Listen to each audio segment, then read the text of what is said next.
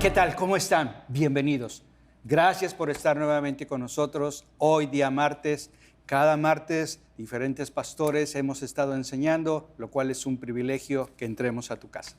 Mi nombre es el pastor Jorge Basabe y mi esposa Hilda Aguiar. De Basabe, claro. Qué gusto estar con ustedes. Hoy veremos el capítulo 17 del libro de los Hechos. La clase pasada precisamente habló del capítulo 16, donde recordarás que Pablo y Silas estuvieron en la cárcel, salen, pero estaban ¿en qué ciudad? En la ciudad de Filipos. Entonces, de la ciudad de Filipos se trasladaron a Tesalónica. Lo interesante es que ese traslado era de 160 kilómetros, o sea, algo así cerquito. Lo interesante es que lo hicieron a pie. Y eso me llama mucho la atención porque significa que Pablo traía muy buenos tenis o muy buenos guaraches porque eran kilómetros y kilómetros y kilómetros. Pero me encanta porque en el capítulo 17 vamos a ver tres ciudades, Tesalónica, Berea y Atenas, y vamos a ver cómo se desarrolla la enseñanza en cada una de ellas. Ten en cuenta que se hacía en las sinagogas, en la plaza y en lo que le llamaban el Areópago. Pero cada una de ellas tiene una característica interesante, que es donde tú vas a saber cómo escuchaban cada una de ellas. Una era con atención, otra era con sarcasmo, otra era con ironía, otra era con entusiasmo, otra con intriga, otra como, wow, algo va a suceder. Pero lo importante es esto, cada una de esas iglesias marca la conducta o el deseo de escuchar la palabra en una ciudad. ¿Qué quiero decir con esto? Cada iglesia tiene una influencia en una ciudad y en la manera en la que sus miembros tienen hambre o rechazan determina su crecimiento. Y mi amor, me encanta estar contigo, enseñar contigo. A mí también, me encanta, claro que sí. Y siguiendo con la idea que estás diciendo, la realidad es que estas tres iglesias, estas tres ciudades representan en gran manera la manera como muchas veces a la hora que compartimos el Evangelio vemos la respuesta de las personas hacia la forma como compartimos. Vamos a ver cada una de ellas. ¿Cómo reaccionan cada una de ellas? Sí, hay distintas reacciones y podemos empezar Lo hemos vivido, ¿verdad? Ajá. Podemos empezar por la iglesia en Tesalónica, cuando van Pablo y Silas para allá, y cuál es la reacción primero de los judíos y de la gente en general hacia la palabra de Dios cuando es predicada. Aunque me gusta mucho siempre cómo Pablo es metódico, ¿no? Siempre tenía una costumbre que iba a las sinagogas, se queda 3 sábados en Tesalónica, pero me encanta porque uno de sus métodos es que basándose, explicándose y presentaba evidencia. Esas características me encantan porque es una manera de enseñar en la cual no es discutir, sino qué dice la palabra. Vamos con esa sencillez y humildad de qué dice la palabra. Y me encanta esa manera de enseñar de Pablo.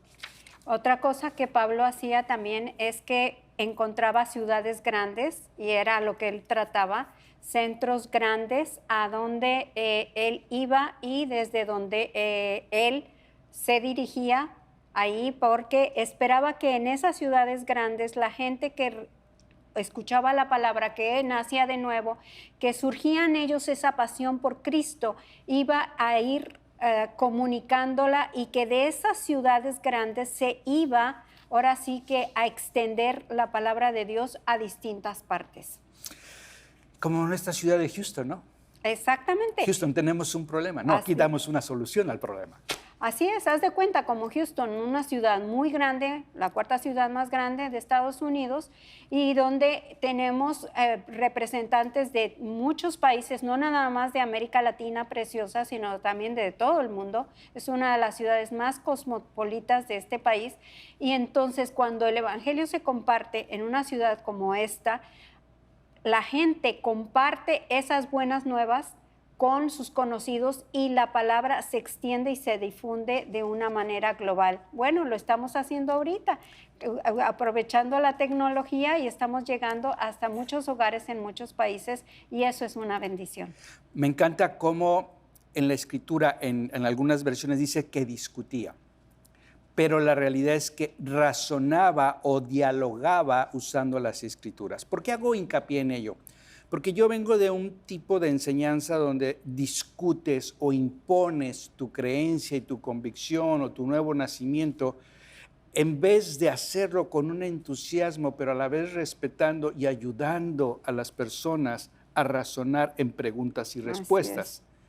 Porque en la cultura nuestra, no les voy a decir de dónde, es una cultura en la cual escuchas o impongo y discuto, pero la actitud o la manera de comunicar es una manera en la cual impone lo que creo, mas no invita al diálogo.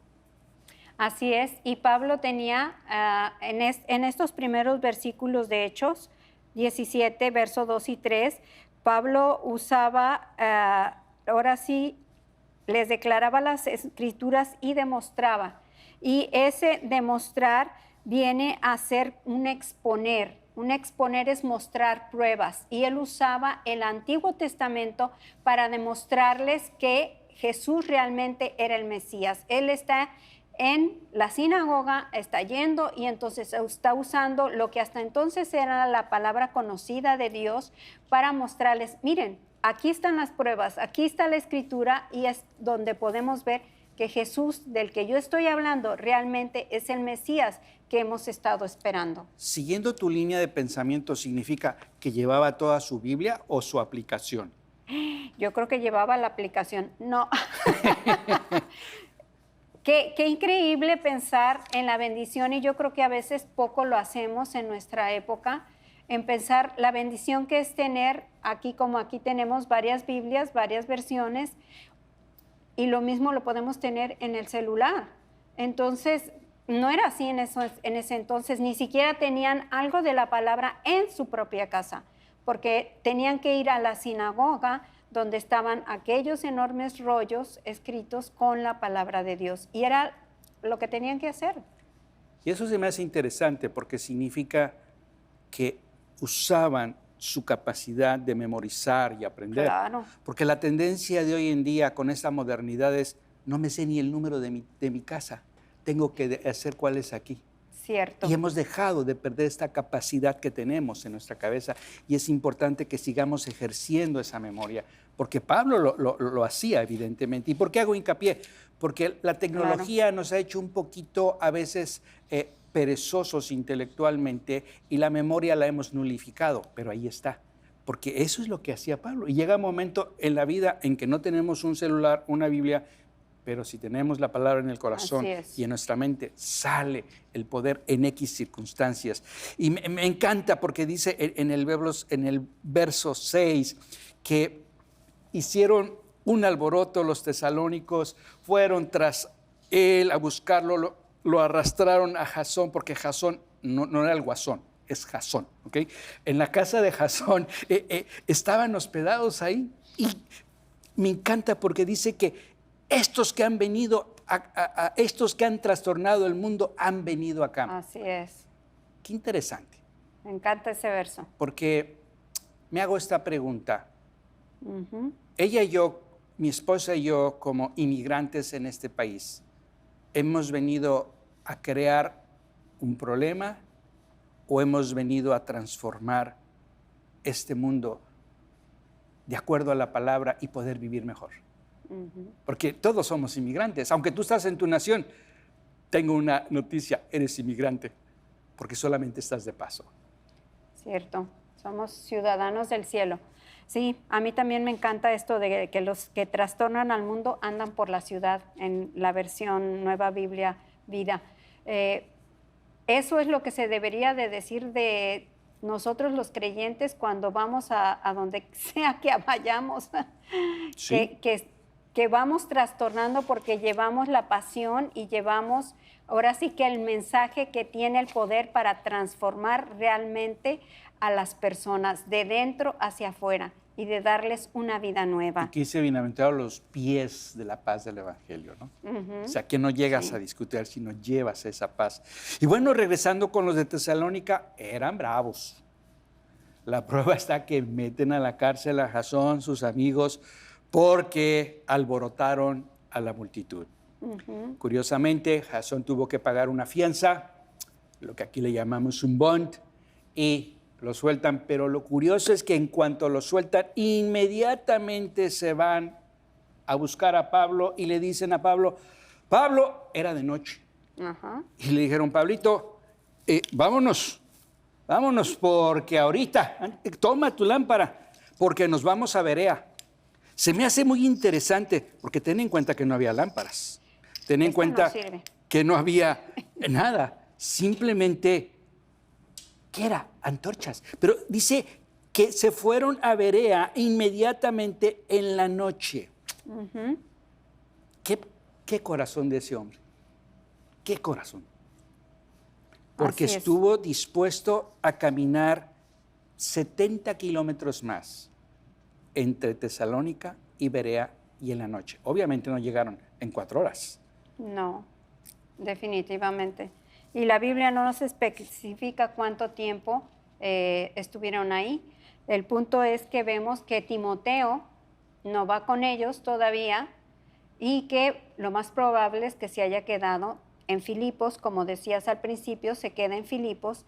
Y hay todo aquí algo que ver, que es interesante, porque, como dijiste, Jasón paga una fianza y lo que... investigué es que a lo que se refiere es que Pablo y Silas no podían regresar a Tesalónica, ya no podían volver a Tesalónica, pero qué grande es Dios que se queda Timoteo en Filipos y Timoteo no está ahí cuando se da el problema. Más adelante... Porque era hijo de griego. Pero más adelante... Pablo le puede pedir a Timoteo que regrese a visitar la iglesia en Tesalónica para ver cómo están después de toda esa turba que se armó y todo ese escándalo. Y Timoteo puede ir tranquilamente porque él no estuvo ahí. Regresando un poquito al verso 11, me encanta esta parte de la Escritura que dice que eran más nobles los de Berea que los de Tesalónica. La palabra noble significa tener una actitud de enséñame, de ser humildes. Pero la siguiente parte, este versículo cambió literalmente mi vida y me dio parte de un fundamento donde dice, escudriñando diariamente las Escrituras para ver si estas cosas eran así. O sea, llega Pablo a la sinagoga, como era su costumbre, saca los rollos, empieza a exponer, empieza a debatir, a hacer preguntas, etcétera, pero en ellos había esa actitud noble de decir, ok, a ver, me estás hablando del Salmo, ok, de Isaías, que Cristo, a ver, ok, a ver, pero ellos escudriñaban la Escritura para ver si estas cosas son así. Perdona mi atrevimiento a esta pregunta. Lo que todos enseñamos aquí, ¿tú escudriñas la Escritura para ver si lo que estamos diciendo es cierto? Así es.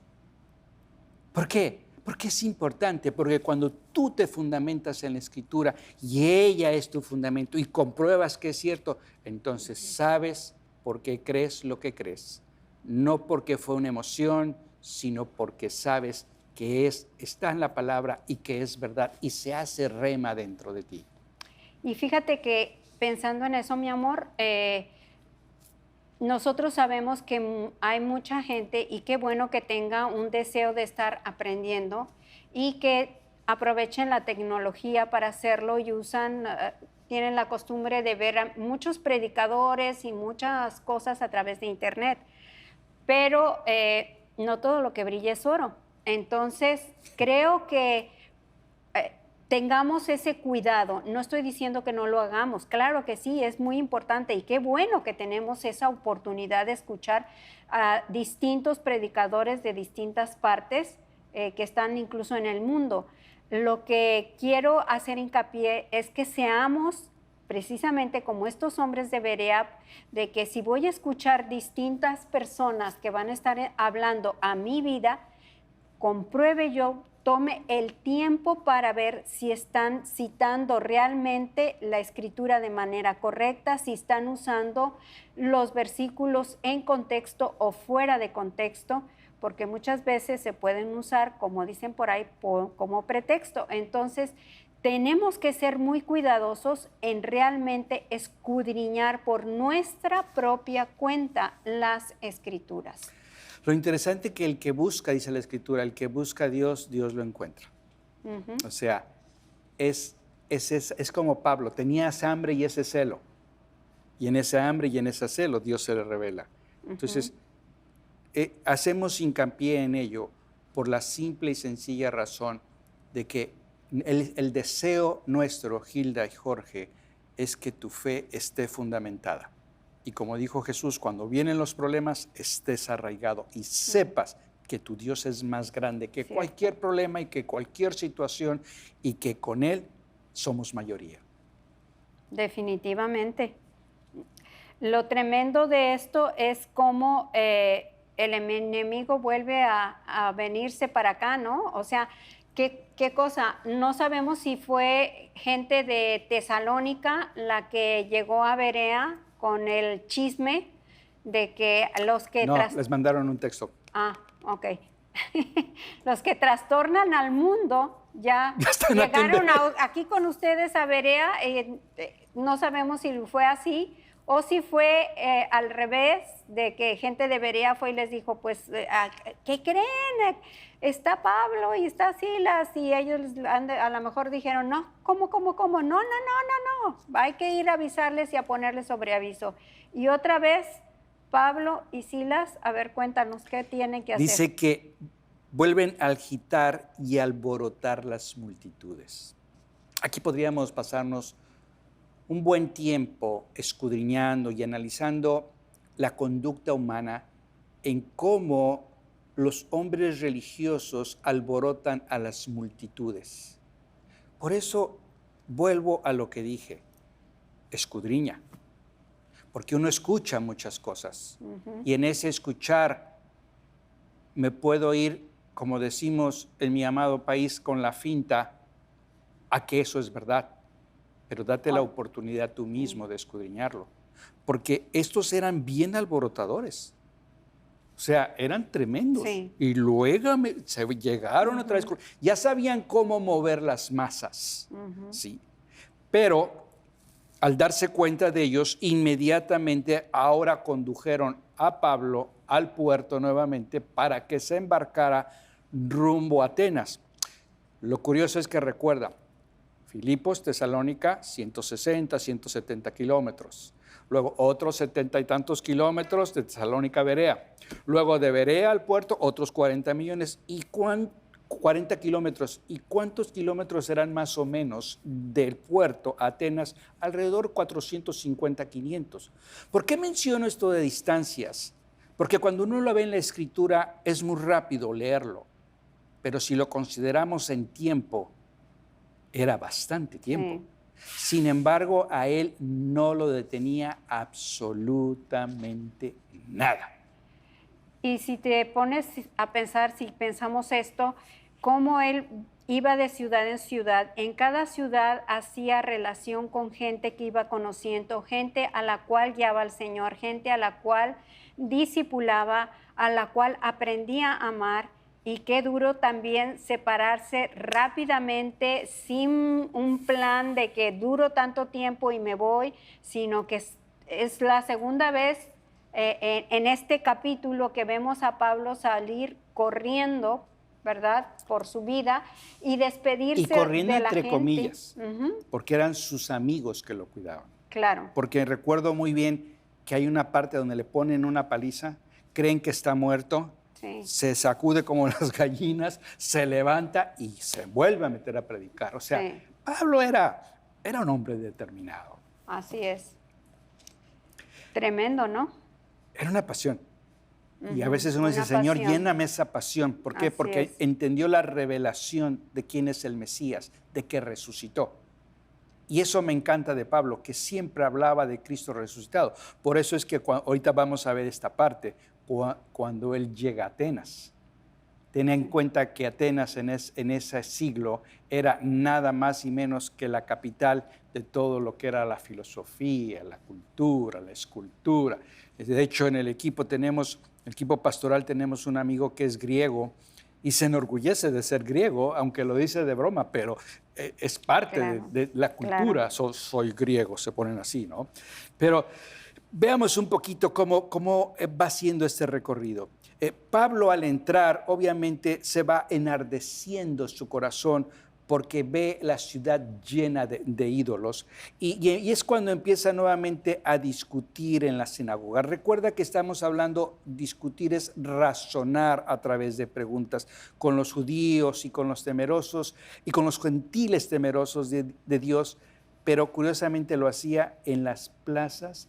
Y me llama la atención esta frase. Lo hacía diariamente en la plaza con los que estuvieran presentes. ¿Qué significa eso con los que estuvieran presentes? Que Pablo no estaba solo enfocado en las masas. Para él, toda persona era importante. Y esto me encanta, porque cuando hay esa pasión en ti, como sé que la habrá, llevarás la palabra a quien sea, iglesias, plazas, multitudes, individuos, lo que sea. Y veo esa sencillez de Pablo. No sé si tú tienes algo que decir, amor. Sí, quiero agregar algo con respecto a Atenas en sí, la ciudad que era y lo que Pablo enfrenta.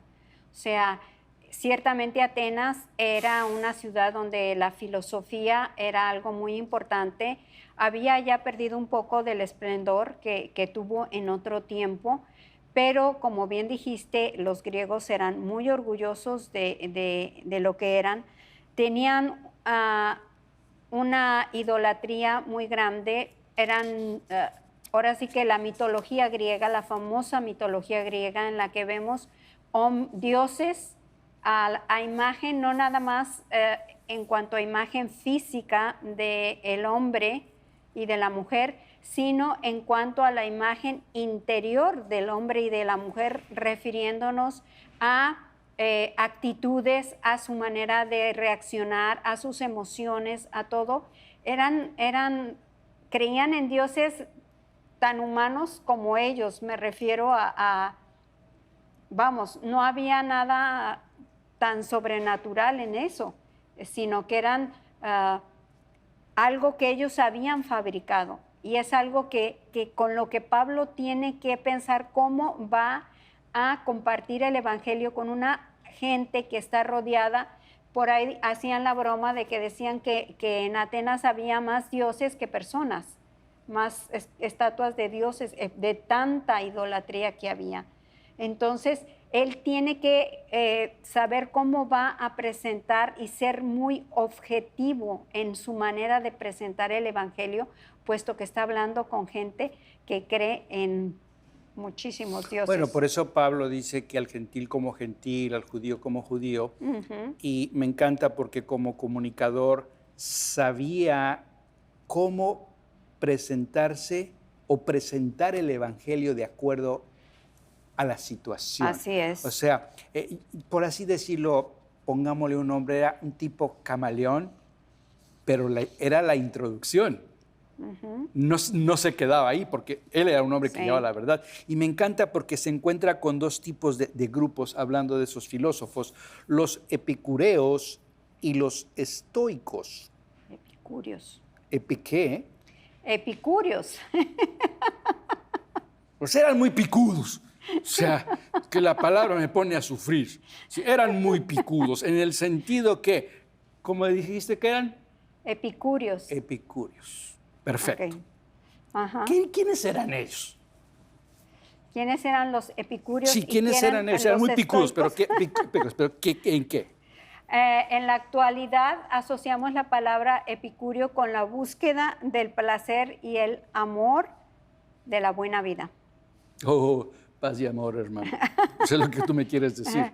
No, y especialmente la comida. Claro. O sea, el amor a la buena vida, al placer, a la buena comida.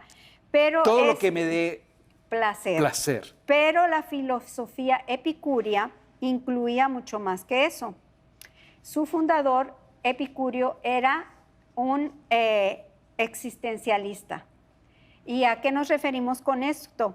Buscaba la verdad mediante la experiencia. O sea, para él lo que él experimentaba y lo que vivía, eso se convertía en su verdad.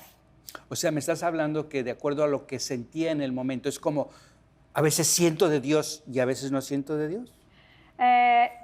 Sí, era como En base a sus emociones y en base... sí, a emociones, a su experiencia personal, en base a emociones y experiencia personal y no por el razonamiento, sino era más bien, ok, lo que experimento, lo que vivo, esa es la verdad. Porque es una combinación el creer en el Evangelio. Claro. Pero aquí estos Sí. picudos o los epicureos, epicúreos, sí, ellos estaban muy enfocados en ese placer, en el momento de acuerdo a cómo se sentían. Claro, y además eran ateos y materialistas. O sea, no creían en Dios y eran materialistas. Todo lo que importaba eran los bienes materiales y los bienes materiales que puedan otorgarme un poco de placer. Eso es lo que más contaba para ellos. Y para algunos no eran, el placer no se refería nada más a un placer físico en cuanto a estar descansado, estar cómodo, placeres obviamente sensuales y placeres en cuanto a la comida, sino también el placer de estar en paz, de estar sosegado, de estar tranquilo. Todo eso era lo que creaba su filosofía. Dame un poquito más acerca de los estoicos, dame un poquito más, porque esto me hace pensar cómo muchas veces sin darnos cuenta vivimos eso, ese tipo de filosofías que están dentro de la iglesia y que sin darnos cuenta buscamos nuestro propio beneficio, cuando en realidad el reino es mucho más grande que esto. Claro, claro, vemos Por eso es que estamos ampliando un poquito más para saber dónde estamos nosotros y hacia dónde tenemos que ir. Claro, porque tristemente vemos esas tendencias completamente extendidas en el mundo que nos rodea. Claro. Gente que vive nada más para su comodidad, para su placer, para estar en paz, que no cree en Dios y que mantener que Dios ese es balance. un elemento más que me ayuda para estar en paz. No, bueno, sí, hay quien lo cree, ¿verdad? Pero esta gente pensaba que Dios no existía, no estaba ahí. Claro. Por otro lado, los estoicos ese sí lo dije bien. Estoicos, sí. Okay. Sí. Esos sí creían en Dios, pero fíjate qué manera de creer en Dios. Eran panteístas. Los panteístas son los que creen que Dios está en todo. Dios está en todo, en el universo, ahí está Dios. No que esté en todas partes, es distinto.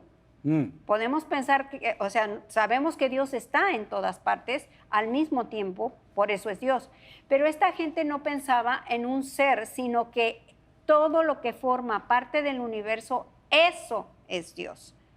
Entonces hay una gran diferencia en eso. Tenían una gran disciplina personal y un dominio propio y se jactaban de eso. Por otro lado, sí, el placer no era bueno, ¿ok?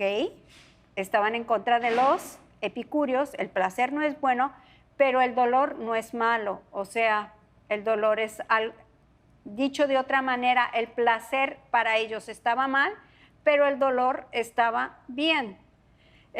Y bueno, no por nada un poco rarito, porque incluso el fundador, dos de los primeros personajes estoicos de la historia se suicidaron.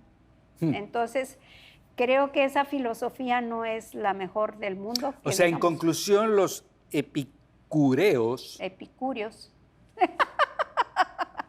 Bueno, no se lo los va a picudos. aprender. Su objetivo era disfruten de la vida. Ajá. En tanto que los estoicos es soporta la vida. Sí, y además ese tipo de filosofía, como se trataba de dominio propio, bueno, los llegaba a ser orgullosos. Y entonces, en esa actitud, ¿para qué necesitaban ellos a Dios? No lo necesitaban. Increíble, pero podemos ver ese tipo de corrientes todavía mezcladas en nuestro mundo en la actualidad. Y repito, ¿por qué tomamos un poquito tiempo en escudriñar esto? Porque nos permite ver muchas veces cómo esas corrientes están infiltradas y sin darnos cuenta nos conducimos de esa manera. Y porque además es a la gente a la que Pablo le va a predicar. Tiene estos dos corrientes distintas de personas, más aparte los que creían todavía y adoraban a los dioses de la mitología griega. Y ahí es donde vemos cómo Pablo empieza a abordar su sermón cuando es invitado al Areópago. Porque no hemos mencionado, aquí no hemos mencionado un detalle muy importante. Si algo le fascinaba a la gente de Atenas era escuchar cosas nuevas. Estaban siempre, tenían una comezón de oír algo nuevo, lo sensacional, la última noticia del momento. El último video. El último video. Eso me hace pensar lo que dice Timoteo, 2:4-3. Porque va a llegar el tiempo en que la gente no soportará la sana enseñanza. Más bien, según sus propios caprichos, se buscarán un montón de maestros que solo les enseñen lo que ellos quieren oír. Por eso es interesante, como bien dijiste, mi amor, cuando vamos, ¿no? Esto es lo que quiero oír, esto no quiero oír, esto quiero oír, esto no quiero oír. ¿Por qué? Porque sin darnos cuenta, a veces caemos en lo que dice Timoteo, en esa comezón de oír. Y curiosamente no es algo nuevo. Por eso la Biblia dice, no hay nada nuevo bajo el sol. Esto mismo se hizo hace siglos, donde en Atenas se reunían para ver qué novedad hay. Es como esas conversaciones que te sientas, se habla de todo, se resuelve el mundo, pero tu mundo sigue igual, ¿no? Así es. Y bueno, él se topa con estos dos tipos de personas, pero la gente de la ciudad, los del concilio de la ciudad, lo llaman al Areópago, no porque traía ¿qué? ¿Cómo? Sí, ¿qué traía Pablo? ¿Por qué llama la atención de los del concilio? Por lo que está hablando tiene mucho que ver con, para ellos es una novedad. Para ellos es, órale, ¿y tú de qué nos vas a hablar? No están ellos... está presentando el Evangelio, está presentando la resurrección de Cristo. No está juzgando, no lo están por juzgar. Y claro, quieren escuchar qué es lo que va a decir definitivamente. Y habían oído ya acerca de que está hablando de resurrección, cosa que en su esquema mental no cabe nada de eso. Y bueno, así es como empieza Pablo su discurso y empieza muy astutamente hablando del Dios. ¿Qué es lo que quería que dijeras tú? El Dios no conocido. Primero, ahora sí que les dice, los alaba, veo que son muy religiosos, o sea, Pablo era sumamente astuto, sabio para presentar el Evangelio. Veo que son muy religiosos y tan es así que tienen una estatua al Dios no conocido. O sea que los griegos no querían ofender a algún Dios que no existiera. ¿Y qué empieza diciendo? De ese Dios que ustedes no conocen es precisamente del que les quiero yo hablar. Y ahí es como empieza su discurso. Pero es muy interesante porque la manera en la que presentemos el Evangelio determina la apertura de las personas. Así es, claro. La prueba está que debido a su concepto filosófico, unos dijeron, a ver, espérame tantito, ¿de qué estás hablando? Pero él decía, Dios no está lejos de ustedes. Sí. Aún como dicen sus propios poetas, porque también nosotros somos linaje suyo. Y me encanta verso 29, pues linaje de Dios, si somos linaje debemos no significa que tenemos que equipararnos al oro, a la plata, a alguien más. Si somos linaje, o sea, como diciendo, ustedes mismos en sus poetas están diciendo esto, usen un poco su razonamiento y dense cuenta de que efectivamente son linaje de Dios. Pero me encanta porque les va declarando la palabra y los va llevando poco a poco. Claro, como todo, siempre llega el momento interesante. Es como las personas cuando uno comparte el Evangelio y llega el momento en que cuando le hablamos de Cristo que resucitó, cuando le hablamos acerca de la salvación, ahí es donde, no, espérame, verso 32. Algunos oyeron de la resurrección de los muertos, algunos se burlaban, pero otros dijeron, te escucharemos más adelante acerca de esto. O sea, son las reacciones que hay, pero es interesante porque ahí no para. Lo importante es seguir. Y verso 34 dice que algunos se unieron a él y creyeron, algunos se reunieron a él de los que creyeron, entre los cuales estaba Dionisio, que era el que estaba en parte del Areópago, Ajá. y una mujer llamada Damaris y otros con ellos. Ahora, ¿a dónde voy con esto? En Tesalónica creyeron algunos judíos. En Berea dice que creyeron mucho más judíos.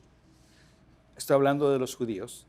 Y en el caso de Atenas, solamente pocos gentiles. ¿Verdad? Así es. Sin embargo, ¿a dónde voy con esto? Pablo no estaba enfocado en las masas. Pablo estaba enfocado en llevar a Jesucristo resucitado vez tras vez tras vez. ¿Qué quiero decir? Habrá apertura en algunos no habrá apertura, pero su anhelo y su pasión no estaba en función de la reacción de las personas. Claro. Y cómo para él es tan importante una sola persona. Y sí, aparentemente pudiéramos decir que en Atenas en ese momento no hubo mucha gente que se convirtió, tal vez. Pero, ¿cuánto vale una vida? Visto desde ese punto de vista, ¿cuánto vale una vida? Y una vida que se convierte a Cristo, vale la pena que alguien como tú, como yo, como tú que estás viéndonos, haga el esfuerzo por llevar el Evangelio, por presentar el mensaje de salvación, por invitar a la persona a recibir a Cristo. Y a quién nos toca hacerlo de uno por uno. Había veces en que Pablo lo hacía ante mucha gente y hubo veces en que lo hizo ante pocos, pero para él el valor de una persona, de un alma que se rendía a Cristo, era más que suficiente para dar su mejor esfuerzo. Comúnmente toda persona pensante se hace 3 preguntas. ¿De dónde vengo? ¿Por qué estoy aquí? ¿Y a dónde voy? ¿Y a dónde voy? Así es.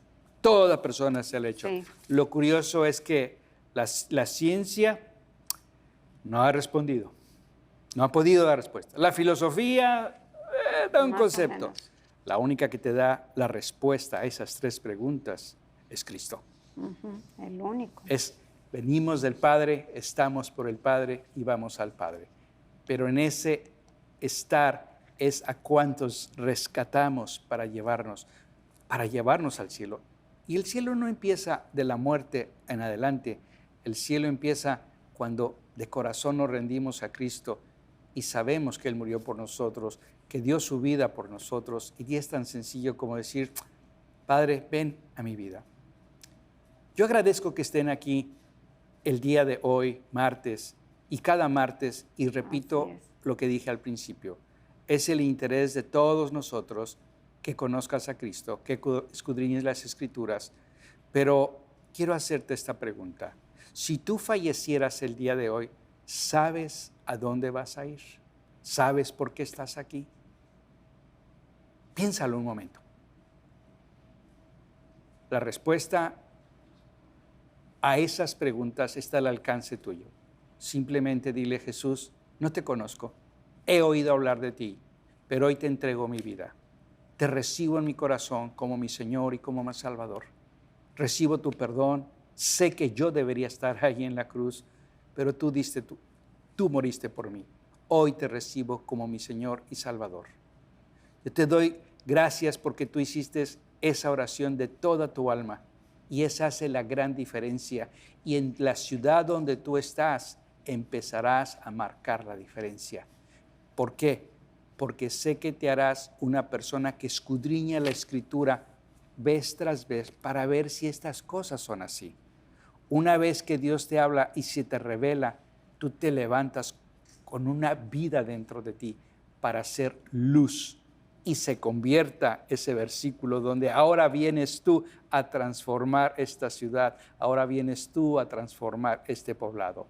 Gracias por estar con nosotros y nos vemos el próximo martes y que Dios les bendiga.